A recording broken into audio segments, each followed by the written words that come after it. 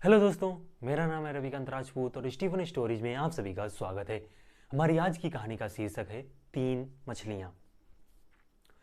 तो एक एक नदी से जुड़ा हुआ एक जलाशय होता है जिसमें गहरा पानी, जलाशय में अक्सर पानी गहरा होता है तो उसमें काई और काबा जम आता है और मछलियों का जो सबसे प्रिय भोजन होता है, सूक्ष्म जीव और सूक्ष्म पौधे, वो उसमें जम आते हैं। इसलिए नदी से काफ़ी सारी मछलियाँ जलाशय में रहने के लिए आ गई थीं और खासकर मछलियाँ अपने अंडे तो जलाशय में ही आकर देती थीं। तो उसी जलाशय में तीन मछलियों का झुंड रहता था। मछलियों का मतलब तीन मछलियों का झुंड रहता था और तीनों का स्वभाव अलग अलग था। जिसमें से अन्ना का मानना था कि खतरे का संकेत मिलते ही खतरे से बचने या उसे टालने का उपाय करना चाहिए। यदि प्रत्यु, दूसरी मछली का नाम था प्रत्यु। प्रत्यु को सोचती थी कि अभी जब खतरे को पहले से टालने का क्या किया जा सकता है, मतलब जब खतरा सर पर आ जाए तब उससे बचने का कोई उपाय ढूंढा जाए, इससे पहले बेकार में चिंता करने से कोई फ़ायदा नहीं।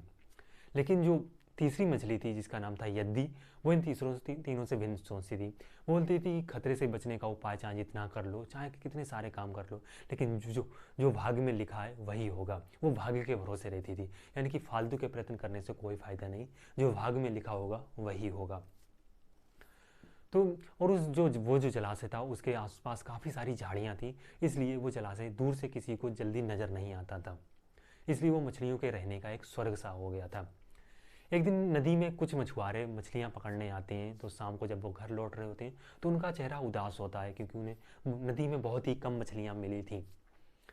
तभी उन मछुआरों को एक पक्षी खोर, मतलब मछुआरों की तरफ पक्षी आते हुए दिखाई दिए, मछली खोर पक्षी आते हुए दिखाई दिए, जिनकी सभी की चोंच में मछलियाँ दबी हुई थीं।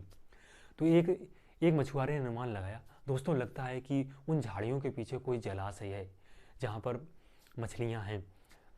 तो दूसरा बोलता है हाँ, हो सकता है जलाशय है। तो वो लोग झाड़ियों को पार करते हुए पहुँचते हैं, जलाशय के तट पर पहुँचते हैं। तो तीनों मछुआरों की आंखें चमक जाती हैं। पहला बोलता है ये जलाशय तो आज तक हम लोगों को दिखा ही नहीं, यहाँ तो मछलियाँ ही मछलियाँ हैं। तो दूसरा बोलता है तो फिर दूसरा बोलता है कि अभी तो शाम हो गई है, कल सुबह आकर इसमें जाल डालेंगे और मछलियाँ पकड़ लेंगे।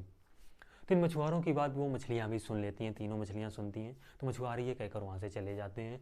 तो उन तीनों मछलियाँ जब भी बात सुनती हैं तो फिर जो अन्ना मछली होती है वो बोलती है कि तुम लोगों ने सुना मछुआरों की बात, कल वो सुबह आएंगे, जाल डालेंगे और हम सभी को पकड़ ले जाएंगे। इसलिए इसलिए हमें अभी के अभी ये इसलिए हमें अभी के अभी ये जलाशय छोड़कर चले जाना चाहिए। और तुम लोग जाओ या ना जाओ, मैं तो अभी जा रही हूँ, मैं नहर के रास्ते नदी में चली जाऊँगी, क्योंकि खतरा आए उससे पहले ही अपने आप को बचा लेना चाहिए। और कल फिर मैं तो अभी चली जाऊँगी, फिर कल जब वो मछुआरे आएँ, चाहे जाल डालें या ना डालें, मेरी बला से, जब तक मैं बहुत ही दूर निकल चुकी होंगी और अटकेलियाँ कर रही होंगी नदी में। तो यहाँ पर प्रत्यु बोलती है कि अभी खतरा आया नहीं है, मछुआरे ने सिर्फ कहा है, हो सकता है कि मछुआरों का कल का प्लान ही कैंसिल हो जाए। वो यहाँ पर आए ना, रात में उनका घर नष्ट हो जाए, मतलब वो भूकंप आ जाए, उनका घर ही गिर जाए, या फिर उनके जाल रात को चूहे कुतर जाएं, या फिर रात में खूब तेज़ वर्षा हो और उनके गांव बाढ़ में बह जाएं। तो कुछ भी हो सकता है, यानी कि उनका आना अभी तक निश्चित नहीं है। जब वो कल आएंगे तब की तब देखेंगे, अभी मस्ती में रहो, कोई चिंता करने की बात नहीं। पर यदि होती है वो बोलती है कि तुम लोग तुम फालतू के काम करती हो, फालतू में सोच रही हो, जो होगा वो भाग्य के भरोसे ही होगा। मतलब मछुआरे अगर आएंगे और हमें पकड़ना होगा तो वो कल पकड़ लेंगे, चाहे जितने भी प्रयत्न कर लो, हम लोग बचेंगे नहीं। इसलिए फालतू में सोचो मत, मतलब फालतू के प्रयत्न मत करो। तो जो अन्ना मछली होती है वो तो जलाशय छोड़कर तुरंत चली जाती है। फिर अगले दिन सुबह जब मछुआरे आते हैं, जाल डालने लगते हैं, तो जो प्रत्यु मछली होती है फिर वो सोचने लगती है कि अब तो मेरी जान पर बनाई है, अब तो हमें बचने का उपाय ढूंढना ही चाहिए। तो प्रत्यु मछली है इधर उधर तुरंत भागने लगती है और कहीं पर छिपने का स्थान ढूंढती है, लेकिन उसे जलाशय में कहीं भी स्थान नहीं मिलता है। फिर उसे एकदम से याद आता है, उसका दिमाग काफ़ी तेज चलने लगता है, तो उसे याद आता है कि काफ़ी दिनों से उस जलाशय में एक मरे हुए ऊद बिलाव की लाश तैर रही है, शायद वो लाश उसके बचने के काम आ सकती है।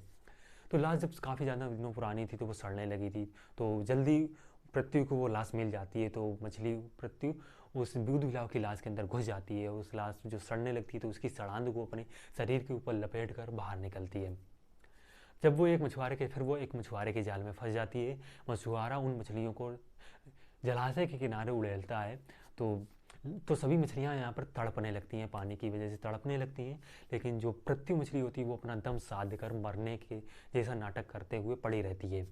तभी थोड़ी देर में मछुआरे को सड़ांध की भवका लगती है सड़े हुए, तो वो मछलियों की ओर देखने लगता है। तो पृथ्वी को एकदम सड़ा मतलब पड़ा पाता है, तो उसे उठाता है और सूंघता है और बोलता है छी, ये तो बिल्कुल सड़ चुकी है, और उसे वापस जलाशय में फेंक देता है।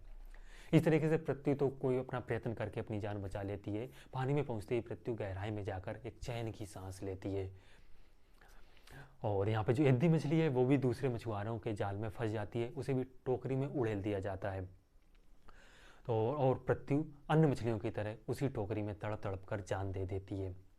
तो यहीं पर ये कहानी समाप्त होती है, और इस कहानी से हमें शिक्षा मिलती है, जो सीख मिलती है वो है कि भाग्य के भरोसे बैठने रहने वाले का अंत बहुत ही बुरा होता है, विनाश बहुत ही बुरा होता है। तो हमें कभी भी भाग्य के भरोसे नहीं बैठना चाहिए। तो दोस्तों, कैसी लगी आज की स्टोरी आप हमें कमेंट में बताइएगा। और ये थी हमारी 100 डेज 100 स्टोरी चैलेंज की स्टोरी नंबर 16। चलिए मिलते हैं कल की स्टोरी। तो दोस्तों, ये थी हमारी 100 डेज 100 स्टोरी चैलेंज की स्टोरी नंबर 17। चलिए कल मिलते हैं कल की स्टोरी में। तब तक के लिए कीप स्टोरी टेलिंग प्रैक्टिस।